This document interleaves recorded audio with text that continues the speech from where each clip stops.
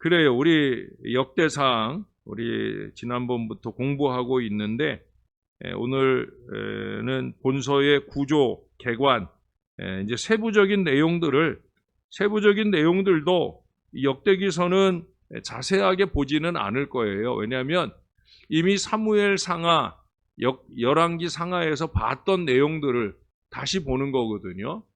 특히 이제 1장부터 9장까지는 아담부터 시작해서 다윗에 이르기까지의 여정, 아니 그 이후에 포로로 잡혀갔다가 귀환한 것까지의 어떻게 보면 여정을 사람 중심으로, 인물 중심으로 그렇게 적어놓고 있어요. 그래서 그 9장까지로 이미 성경, 구약 성경 전체가 다 담겨져 있는 거예요. 1장부터 9장 안에 구약 성경 전체가 다 담겨져 있는 겁니다. 그러니까 이 역대기서는 그렇게 세부적으로 뭐 중간중간 보기도 하지만 그래도 다른 열왕기서나 사무엘사 볼 때처럼 보지는 않을 것 같아요. 어쨌든 오늘 또 다음 주에 걸쳐서 역대 상하 내용 개관을 살펴보도록 하겠습니다. 첫 번째 1장부터 9장까지는 좀 전에도 제가 말씀드린 것처럼 거기 1장을 한번 보세요. 1장 1절 아담, 셋, 에노스 이렇게 적고 있어요. 1절 한 절이 그렇게 나오고 있습니다. 그러니까 아담으로부터 시작해서 하나님께서 한 민족 이스라엘을 택하시고 그들의 계보를 이어가는 내용들이 쭉 나오고 있습니다. 아담의 줄기에서 세 개의 가지가 나옵니다. 거기 5절이나 또 8절이나 17절. 자, 여기 보면은 우리는 셈이 하나님께 선택을 받아서 셈, 함, 야벳 이런 식으로 또 창세기에 그렇게 적혀 있는 부분도 있어서 셈이 큰아들인 걸로 생각을 하는 경우가 많은데 아니에요. 여기 정해진 순서가 먼저예요. 여기 정해진 게. 그래서 야벳이 첫째 아들이고 함이 둘째 아들이고 셈이 셋째 아들입니다. 그런데 하나님께서 막내 셈을 선택하셨다는 거죠. 창세기 10장에서도 그 내용들을 상고해 볼 수가 있습니다. 여기에 나오는 내용들을 쭉 보면 거의 그래요. 이제 믿음의 조상 아브라함 같은 경우도 역시 데라의 막내 아들입니다. 또한 이스마엘 대신에 이삭이 또 에서 대신에 야곱이 선택을 받는 걸 보고요. 이 모든 사실이 1장에 기록되어 있습니다. 그리고 2장으로 넘어가 보면 구속적인 맥이 야곱을 통해 유다 그리고 이세 다윗에 이르고 있는 것을 보게 되어집니다. 이 경우에도 마찬가지예요. 유다 같은 경우도 장자가 아니잖아요. 넷째 아들인가 그렇고요. 다윗 같은 경우에는 오늘 거기 2장 어디입니까? 16절인가? 2장 어디서 봤는데 15절 죄송해요. 2장 15절을 한번 보세요. 여섯째로 오셈과 일곱째로 다윗을 낳았으며 일곱째로 다윗을 낳았다고. 근데 여기서 이제 좀 성경을 읽은 분들은 좀 갸우뚱하죠. 왜 갸우뚱해요? 우리가 다윗을 몇째로 알고 있어요, 보통? 예? 몇째로 알고 있어요? 이럴 땐 침묵하는 게 수지요. 그렇죠? 예, 다윗을 우리가 8째로 알고 있어요. 왜냐하면 사무엘상 16장에 다윗에게 기름 붓는 내용이 나오는데 거기 보면은 앞서서 7째 아들까지를 다 보고 그러고 더 없느냐? 그러니까 막내 아들이 있다. 그러니까 7째까지 다 보고 막내 아들이 있다 그러니까 다윗은 8째겠구나 라고 우리가 생각을 해왔는데 생각을 안 해오신 분들도 있겠지만 어떻든 그렇게 우리가 생각을 해왔는데 오늘 보니까 7째로 다윗을 낳았다라고 말하고 있어요. 뭐 이게 맞느냐 틀리냐 이게 중요한 게 아니에요. 아마 사무엘상 같은 경우에는 그냥 전체 아들이 7 아들이 있는 가운데서 얘기를 하는 게 아닌가 생각을 합니다. 어떻든 뭐 7째거나 8째거나 막내를 선택받은 거예요. 막내. 7째냐 8째냐가 아니라 막내인데 선택을 받았다라고 하는 거예요. 또 3장에서는 다윗을 통해 그 맥이 유다의 마지막 왕에게까지 이어지는 내용들이 쭉 이어집니다. 여러분, 이 내용들을 보면은 하나님께는 꼭 첫째, 먼저 된 자가 중요하지 않다는 거예요. 우리는 뭐가 먼저 되면은 뭐 대단히 잘난 줄 아는데 아니에요. 네? 가정에서나 교회에서도 마찬가지. 먼저 됐다고 해서 대단한 줄로 아는 어리석은 착각을 하는 건 신앙이 1도 없는 거예요. 네, 성경을 보세요. 성경은 절대 먼저 된 자를 우대하지 않아요. 먼저 된 자가 우대받는 법이 없단 말이지. 네, 하나님의 구속사 안에서 보면은 하나님은 먼저 된 자를 우대하지 않아요. 하나님께 중요한 건 뭐예요? 하나님의 선택이죠. 먼저 됐거나 나중됐거나 아버지 하나님의 뜻 따라 가고자 하는 인생들을 하나님께서 선택하시고 그 선택에 합당한 순종의 역사를 보여줄 때, 그럴 때 그가 쓰임받는 걸 보게 되어집니다. 그가 축복받는 걸 보게 되어집니다. 여러분, 먼저 된 자의 겸손한 순종의 극치는 바로 예수 그리스도의 십자가죠. 세상에서 제일 먼저 된 자가 누구예요? 예수님이죠. 우리 어제 새벽에도, 오늘 새벽이었나요? 어제 월요일 새벽이었나? 월요일 새벽이었나? 살펴봤잖아요. 예수님께 창세기 1장의 하나님, 창세기 2장의 성령 하나님, 창세기 3장의 빛 대신 예수님, 가장 먼저 된 예수님, 삼위일체로 창조의 역사가 이루어졌어요. 가장 먼저 된 예수님께서 최고의 말구유의 또 그 십자가의 치욕의 자리에 기꺼이 나아가셨던 그 순종의 극치를 보여주잖아요. 우리는 예수님 앞에서 누구도 순종의 명함을 내밀 수 없어요. 예수님만큼 순종할 수 있을까? 먼저 된 자인데, 가장 높은 분인데, 그럼에도 불구하고 가장 낮은 자리에 와서 완벽하게 순종의 본을 보여주신 것. 그래서 하나님께서 그 아들 독생자 예수로 통하여 하나님의 영광으로 관씌워 주시는 은혜가 임하게 되어지는 거죠. 우리가 본받을 길이 아닌가 생각이 듭니다. 그래서 여기 나오는 이 족보들에게서 우리가 여러 가지 크고 작은 많은 교훈, 뭐 4장에 가면은 거기 야베스의 기도라고 하는 4장 10절에 유명한 인물도 등장, 기도의 인물도 등장을 하지만 어떻든지 간에 중요한 건 그 야베스 같은 경우도 마찬가지예요. 늦게 태어나고 어딘가 장애를 가지고 부족하게 태어났지만 하나님 앞에 열심히 있는 기도로 통해서 그 지경이 넓어지고 그러는 놀라운 역사를 경험합니다. 그러니까 우리가 어떤 모양으로 출발하느냐 하는 게 중요한 게 아니라 하나님 보시기에 어떤 모양으로 살아내느냐 하는 것이 중요하다는 걸 교훈적으로 보여주는 게 바로 1장부터 9장까지에 나오는 이 긴 역사의 내용이라고 볼 수가 있습니다. 특별히 4장부터 8장까지는 가나안 땅 분배 내용이 나오고요. 9장은 이스라엘이 포로 생활하고 난 가운데서 돌아온 백성들에 대한 이야기들이 나옵니다. 그런데 놀라운 것은 포로 귀환에서 돌아온 백성들의 그 면면을 보면 거의가 다 레위인 또는 제사장들인 걸 보게 됩니다. 왜 그렇겠어요? 이게 역대기서는 무엇을 위한 책이라고 그랬어요? 성전, 성전을 위한 여호와의 전을 중심으로 이 역대기서를 적고 있다라고 말씀을 드렸잖아요.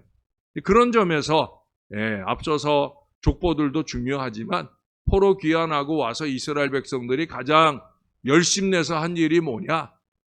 솔로몬의 성전을 재건하는 일을 열심내서 했으니까 그런 점에서 성전 회복하는 일에 쓰임받는 제사장들을 중심으로 9장의 내용들이 기록되어서 마무리되는 것을 우리들에게 보여줍니다.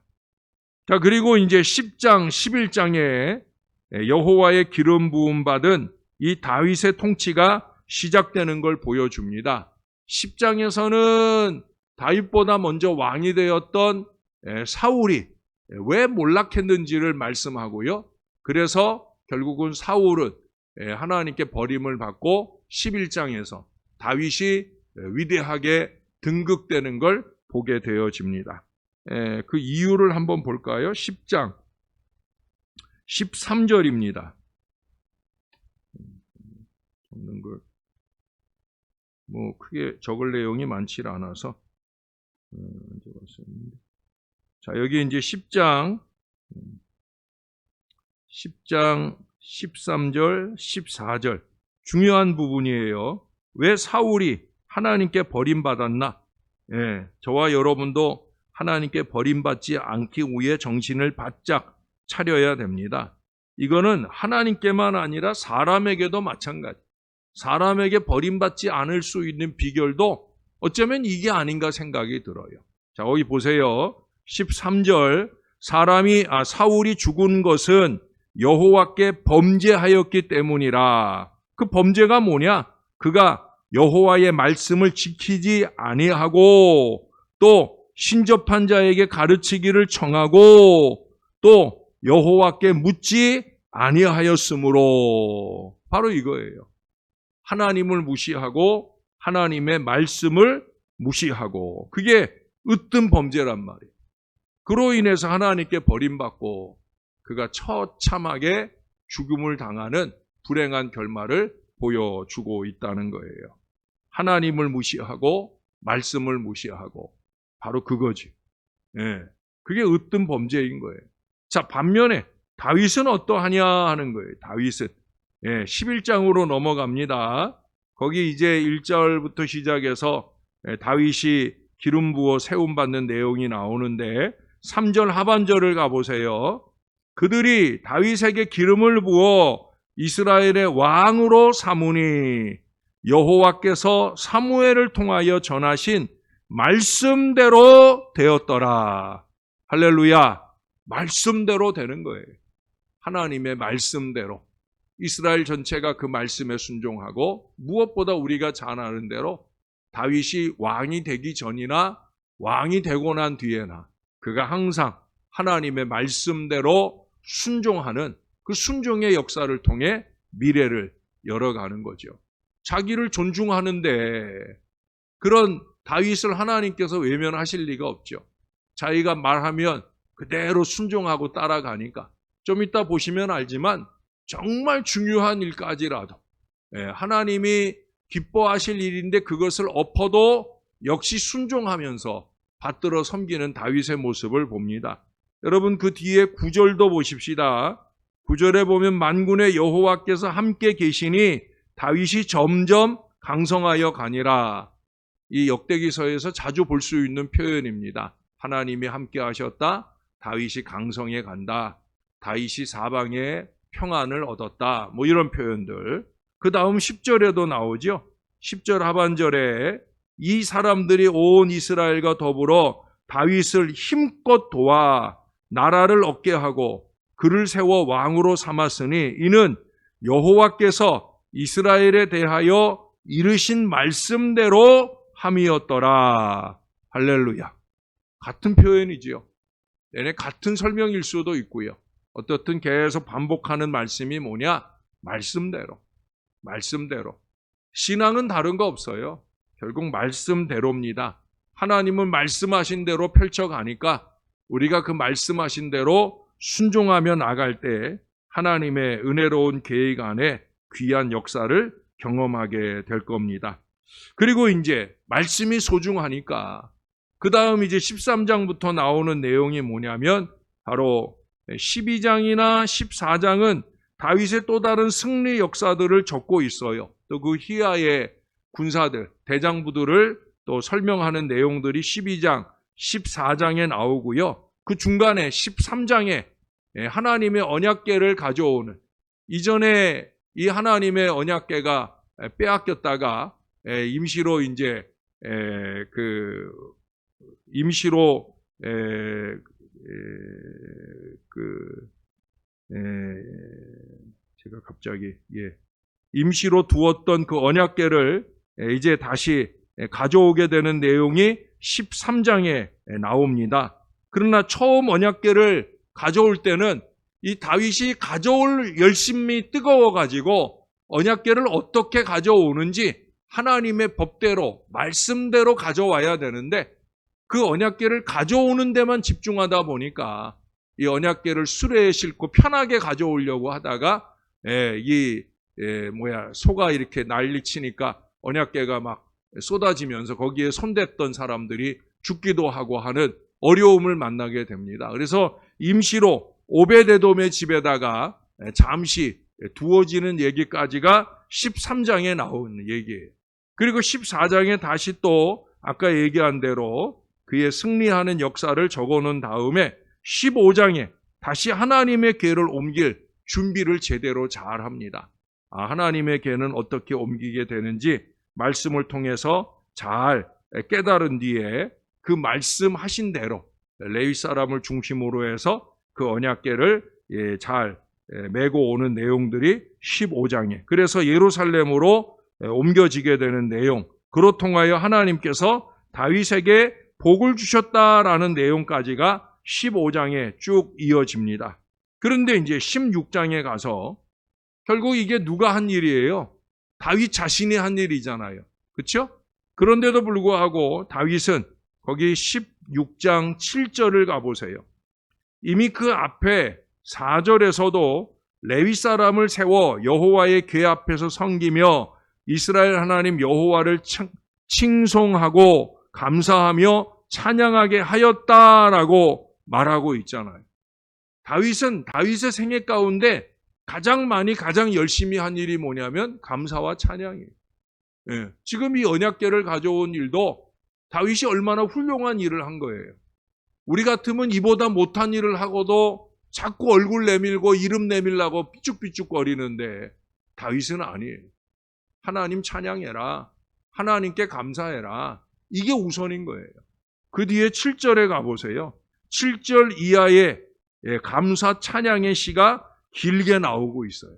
7절을 보시면 그날에 다윗이 아삽과 그의 형제를 세워 먼저 여호와께 감사하게 하여 이르기를.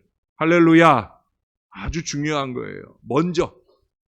여러분 먼저 할 일을 좀 잊지 말아야 돼요. 오늘도 우리가 바자회 위에서 기도할 때 그 기도를 했지만 저는 늘 그게 중요해요. 늘 강조하잖아요. 근데 그렇게 강조해도 소용없어.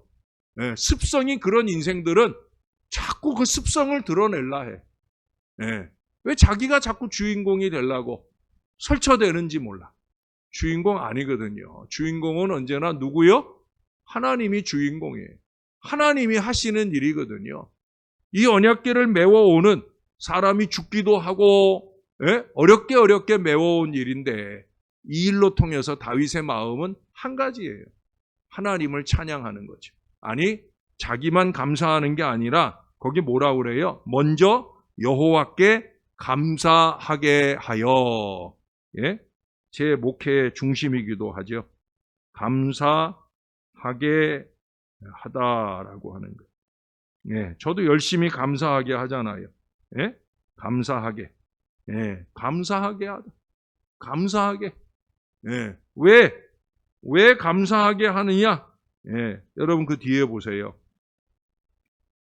10절에 가보십시다. 10절에 가면 그의 성호를 자랑하라. 여호와를 구하는 자마다 마음이 즐거울지로다. 여호와와 그의 능력을 구할지어다. 항상 그의 얼굴을 찾을지어다. 왜 감사하게 하느냐? 하나님을 구하게. 하나님을 구하게. 얘들아, 하나님이 하시는 일이다. 사랑하는 성도 여러분, 하나님이 하시는 일입니다. 하나님이 하셨습니다. 이거 하게 하려고. 하나님을 구하게. 하나님을 구하게. 그 다음에 보세요. 13절을 보십시다. 택하신 야곱의 자손 너희는 그의 행하신 기사와 그의 이적과 그의 입의 법도를 기억할 것이라. 기억할 것이다. 15절에도 너희는 그의 언약 곧 천대에 명령하신 말씀을 영원히 기억할지어다. 두 번째 뭐예요? 하나님을 기억하게. 예.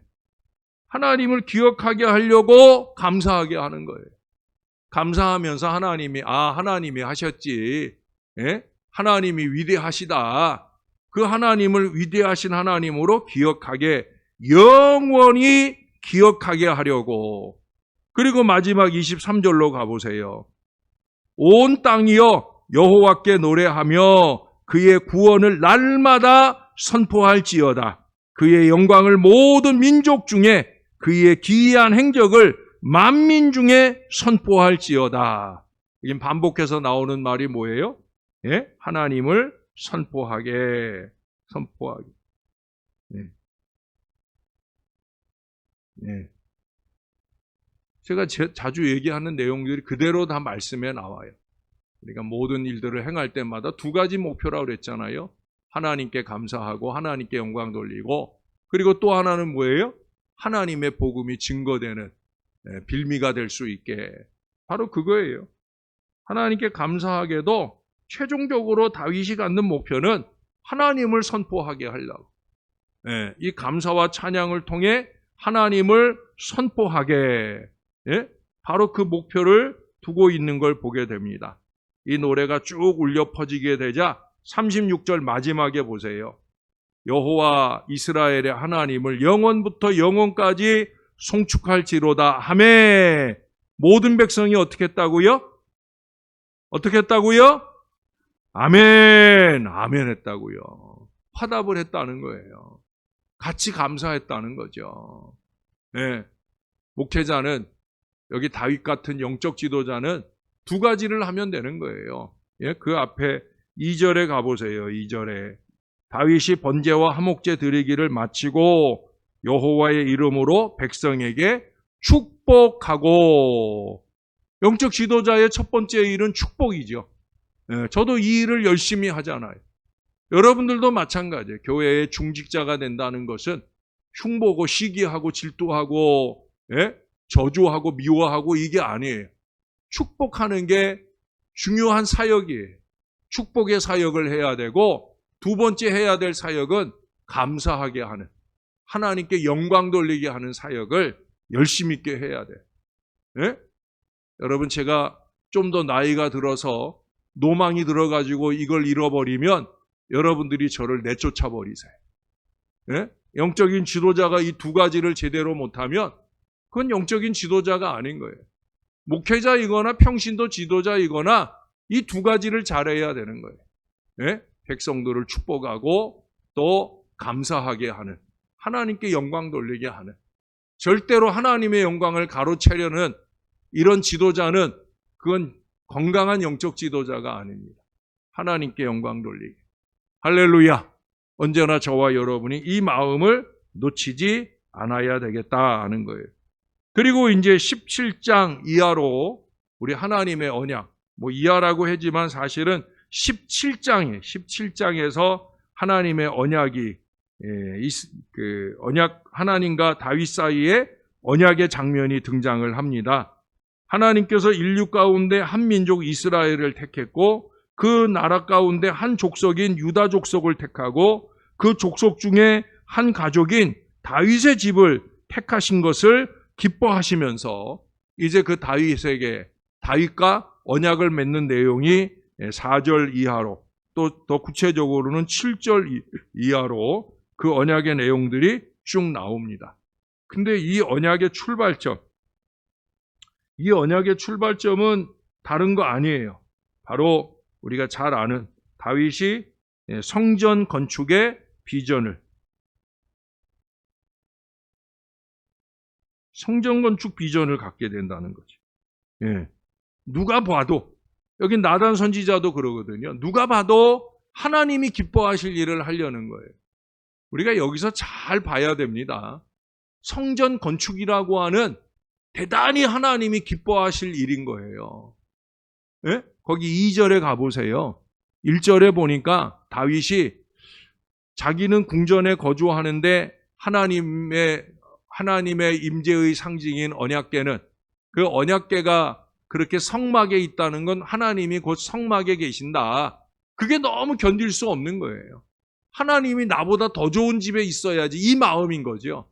그래서 성전을 지켰다는 거예요. 나는 백향목궁에 거하거늘 여호와의 언약궤는 휘장 아래 있도다. 나단이 그걸 알아챈 거예요. 아, 다윗이 성전 짓고 싶어 하는구나. 그래서 2절에 뭐라 그래요? 다윗에게 이르되 하나님이 왕과 함께 계시니 마음에 있는 바를 모두 행하소서. 선지자가 볼 때도 너무 좋은 일이라는 거예요. 귀한 일이라는 거죠. 그 마음에 감동받은 일을 하라는 거예요. 근데 나단이 돌아가자마자 하나님이 나단에게 나타나셔서 말씀하시는 거예요. 아니다. 예? 거기 4절에 보니까 예? 가서 내 종 다윗에게 말하기를 여호와의 말씀이 너는 내가 거할 집을 건축하지 말라. 영적 지도자가 칭찬하고 격려한 일인데, 그러나 하나님께서 하나님께 거절을 당합니다. 네? 저나 여러분, 우리 중 많은 사람들이 어리석은 착각을 해요. 예, 하나님이 좋아하실 거야. 내가 이렇게 하면 하나님이 좋아하실 거야. 이 어리석은 착각을 해요. 왜? 그게 일반적인 하나님의 일이니. 성전 건축? 일반적인 하나님의 일이니까. 내가 이 대단한 일을 하면 하나님이 기뻐하실 거야. 다윗도 그런 마음이었어요. 그런 하나님은 아니라는 거죠. 우리가 이걸 잘 간파하는 게 중요합니다. 내 생각에 어떠하냐 하는 게 중요한 게 아니라 하나님이 어떻게 생각하시느냐, 이걸 캐치해 나가는 게 중요한 거예요. 목회가 어려운 건 그래서 어려운 거예요. 왜? 그걸 캐치했는데도 불구하고 내 생각을 주장하는 사람들이 많다 보니까 하나님의 생각을 잠시 덮어둬야 될 안타까운 순간을 만날 때가 많거든요. 이게 참 심각한 문제가 아닐 수 없는 거예요. 가장 많은 불순종의 이유가 그거예요. 예? 하나님이 좋아하실 거야 라고 생각하면서 불순종의 역사들을 끊임없이 이어갑니다. 중요한 것은 하나님의 생각이거든요. 4절에 그러잖아요. 성전 건축하지 말라. 이게 하나님 생각이에요. 나단이 만일 어리석은 영적 지도자였다면, 아이고 하나님, 성전 짓는 일인데 왜 그걸 하지 말라 하십니까? 따졌을 거예요. 근데 안 그러잖아요. 그는 하나님이 말씀하신 그대로 다윗에게 가서 전해줍니다. 다윗은 그 말을 그대로 또 받아서 순종하고 나아갑니다. 자기 할 일을 하는 거죠. 너는 너 때에는 성전 못 짓는다. 성전 지을 준비만 하자. 그리고 네 아들 솔로몬 때 성전을 짓게 될. 그러면서 하나님이 바로 7절 이하에 이제 다윗 왕조에 대한 약속을 주는 거죠. 성전, 하나님의 집을 위한 다윗의 아름다운 마음을 복되게 받으셔서 하나님께서 다윗의 집, 하나님의 집을 위한 다윗의 순종의 마음을 받으시고 다윗의 집을 향한 하나님의 약속된 축복을 열어주시는 거예요.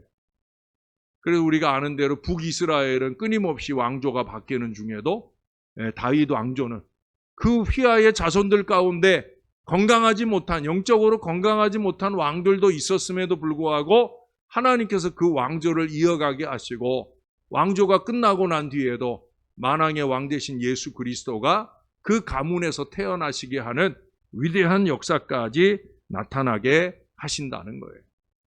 하나님께서 다윗의 마음을 받으시고, 그래서 제가 마음을 강조하는 거예요. 마음이 중요한 거예요, 여러분. 사실 하는 행동을 보면 마음을 알 수 있잖아요. 그렇죠? 대부분 보면 하는 행동 거지를 보면 그 사람의 마음을 느낄 수 있잖아요. 하물며 중심을 보시는 하나님일 때야 얼마나 그 마음을 잘 아시겠습니까? 하나님이 그 마음을 아시기에 그 마음을 보시고 다윗에게 이 약속된 축복을 주시게 되어집니다. 그리고 이제 그 뒤에 18장에서 20장까지도 역시 그 언약을 성실하게 이행해 주시는 하나님의 축복의 내용들이 쭉 기록이 되어지고, 이제 그런 가운데 21장 1절을 잠깐 한번 봅시다. 여기서 전환점이 하나 생기게 됩니다. 다윗이 어디를 가든지 이기는 승리의 역사를 열었음에도 불구하고 21장에 가보면 사탄이 일어나 이스라엘을 대적하고 다윗을 충동하여 이스라엘을 계수하게 하니라. 사실은 역대기서는 제가 말씀드렸잖아요. 유대 왕조에 대해서 우호적이다.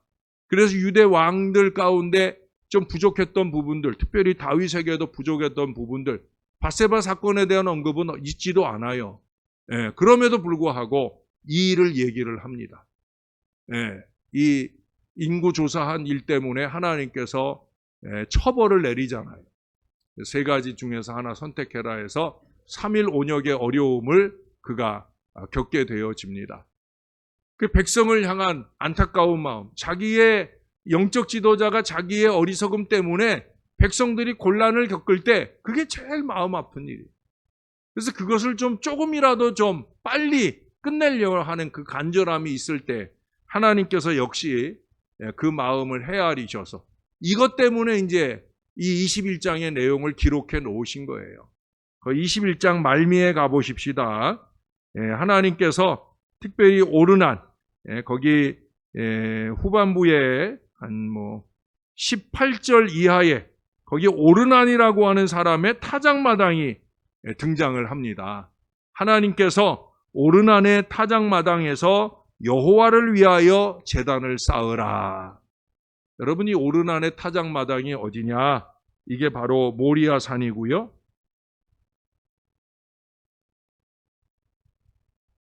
하나님은 계획 없이 하시는 일이 없어요.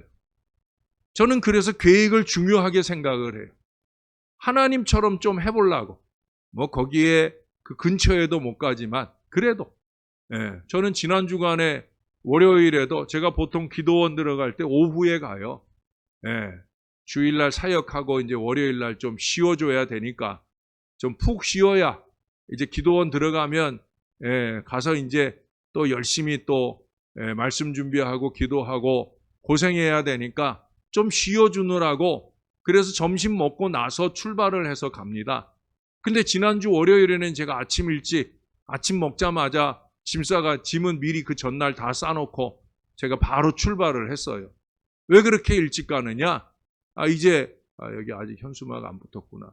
산기도 수련회하고 가을 은혜 여행을 합쳐가지고 1박 2일 일정으로 진행을 하는데 그 답사를 겸해서 가야 되기 때문에 그래서 답사를 겸해서 가느라고 미리 출발해서 그래서 쭉 일정을 제 머릿속에 이제 그리면서 그 지역도 가보고 어디서 밥 먹으면 좋을지도 알아보고 가서 먹어보기도 하고 근데 먹어본 데서 안 하고 다른 데서 하게 되는데 어떻든지 간에 그런 아웃라인을 머릿속에 계획해야 되니까 하나님은 계획 없이 하는 일이 없어요.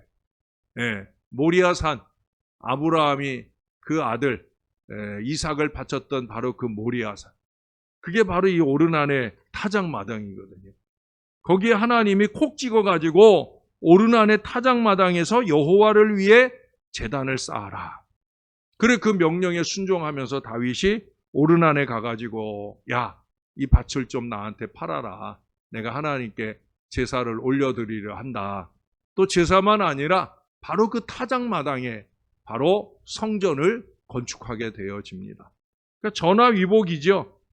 이 타작마당에서 속죄의 제단을 쌓습니다. 근데 여기서도 이 오르난이라고 하는 사람의 대단한 믿음을 보여줍니다. 그러니까 하나님의 성전이라는 거, 하나님의 집이라는 거, 하나님의 교회라는 건 이와 같은 희생과 헌신의 사람들, 이들로 통해서 세워지는 거예요. 교회가 그냥 저절로 되는 게 아니란 말이에요. 여러분 그 뒤에 23절, 대표적으로 23절, 땅을 달라고 하니까 오르난이 다윗에게 말하되 왕은 취하소서 얼마든지 가지라는 거예요. 내 주 왕께서 좋게 여기시는 대로 행하소서. 그런데 보소서 내가 이것들을 드리나이다.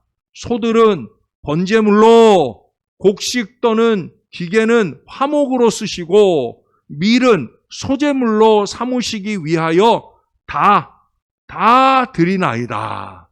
따라해 보세요. 다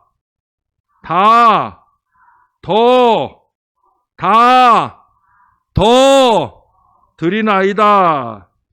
이게 바로 옳은 안의 믿음이에요. 이런 걸 희생과 헌신이라고 하는 거죠. 예? 헌신은 다른 거 아니에요. 물론 하나님이 말씀하신 그대로 하는 것도 우린 제대로 잘 못할 때가 많은데 더 하고 다 하고 이건 더 어려운 일인데 근데 진정한 희생과 헌신은 바로 그런 거예요. 하나님이 왜 그곳을 택하셨을까? 옳은 안의 믿음을 보시는 거예요. 아, 옳은 안이라면 이 헌신을 할 사람이다.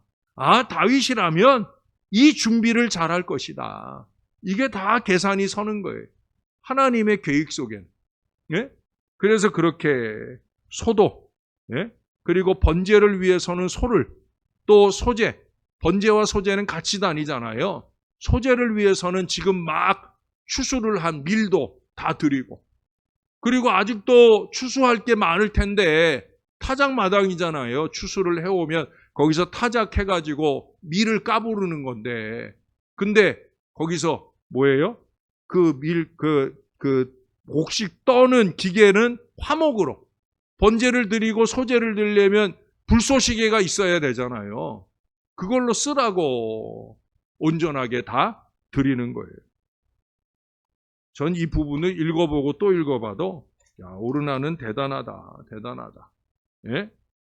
우리가 이렇게 할 수 있을까? 다시 한 번만 해보십시다.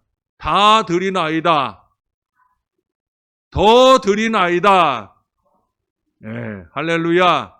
예, 제가 오늘 새벽에도 바자회를 위해서 오늘도 예물 드린 손길이 새벽에 있는데 이분은 지난번에 한 번 했어요.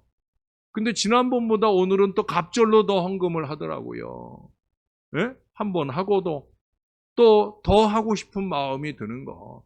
이게 신앙인 거예요. 순종과 희생과 헌신의 모범을 보여줍니다. 다윗이 그거 받고 입 딱 씻는 거 아니잖아요. 그 뒤에 24절 예? 우리 하나님처럼 아까 여러분 다윗이 성전 건축할 마음만 가졌어도 하나님이 언약과 축복을 주잖아요. 다윗도 마찬가지예요. 거기 24절에 보면 다 치러줍니다. 예? 그렇게 귀하게 섬겨내는 걸 봅니다. 결국 이 인구조사의 이 일로 통하여 하나님은 전화위복에 하나님의 놀라운 역사를 펼쳐 열어주신 것을 우리에게 보게 하여 줍니다.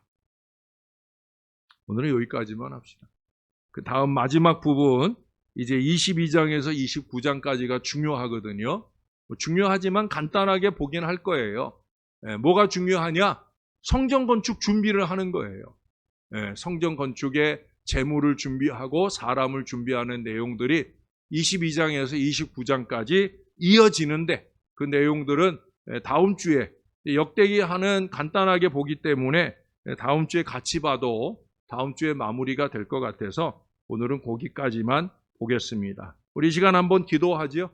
다 드리나이다, 더 드리나이다. 이 말씀에 감동이 남아있을 때 우리가 한번 기도하면 좋을 것 같다는 생각을 합니다. 우리 같이 한번 기도하실 때 하나님, 나도 누군가에게 순종과 헌신의 모범을 보일 줄 아는 그런 신앙의 사람들 되게 해달라고, 무엇보다 하나님이 말씀하시면 순종하고 희생하고 헌신하는데 아버지의 뜻 따라 아버지의 말씀 따라 행할 수 있는 은혜가 나에게도 우리에게도 있게 해달라고 우리 말씀을 생각하면서 또 아울러서 범사의 모든 일들로 통하여 항상 감사, 영광, 이 마음 놓치지 않는 저와 여러분의 신앙 되게 해달라고 다 같이 기도하겠습니다. 좋으신 아버지 하나님, 오늘도 부족한 저희들을 하나님의 말씀 앞에 세워주시고 우리가 부족한 것이 무엇인지, 우리가 연약한 것이 무엇인지, 우리가 더 개선하고 나아가야 될 신앙의 모습들이 무엇인지를 우리에게 깨달아 알 수 있도록 이끌어 주신 것을 감사합니다. 놀랍기만 합니다. 다윗이 놀랍고 또 다윗의 그 휘하에 있는 그를 돕기 위해 모여든 그 많은 군병들이 놀랍고 무엇보다 옳은 안의 헌신이 놀랍습니다.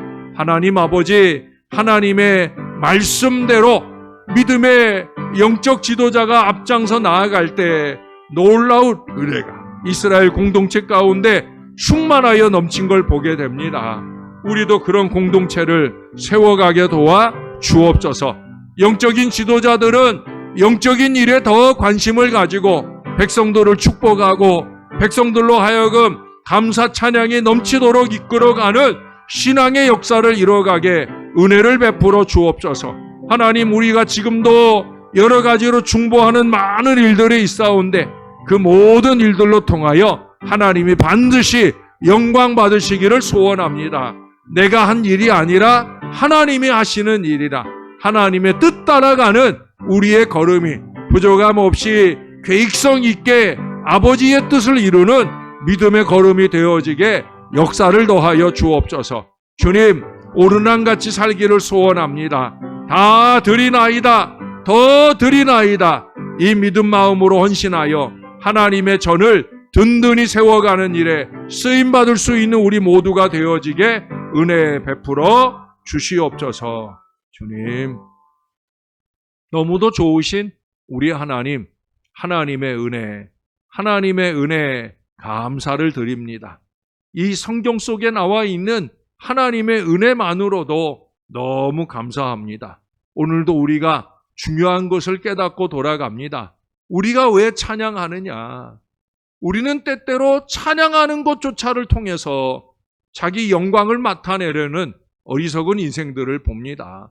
찬양인데, 하나님이 영광 받으실 일인데, 하나님 아버지, 우리도 오늘 다윗처럼 찬양을 통해 하나님께 구하고, 찬양을 통해 하나님을 기억하고, 찬양을 통해 우리 하나님을 선포하는 믿음의 인생을 잘 살아내게 우리를 붙들어 주시옵소서. 우리도 오르난처럼 다 드리나이다, 더 드리나이다, 이 믿음을 가지고 아름답게 희생하고 순종하고 헌신하는 참다운 하나님의 일꾼들이 되어질 수 있게 도와 주시옵소서. 내 생각에 옳은 것을 하는 게 아니라 하나님의 뜻에 합당한 일을 잘 행할 줄 아는 믿음의 지혜가 우리 안에 넘쳐나도록 역사를 더하여 주시옵소서. 하나님, 크고 작은 육신의 어려움으로 신음하는 자녀들이 많습니다. 특별히 우리 하나님 함께 하셔서 우리 기옥순 권사님 항암 치료 받으러 갔었는데 아직은 안 해도 되겠다고 약물로 한번 해결해 보자 이렇게 처방받고 오게 해주셔서 너무 감사합니다.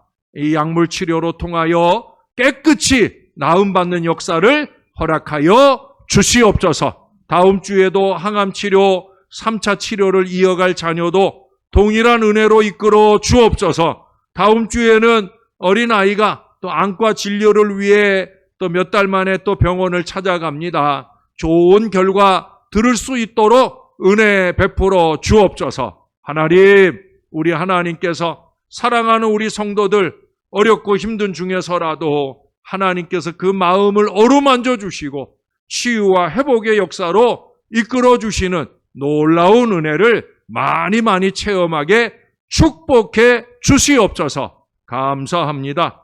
예수님 이름으로 기도합니다. 아멘.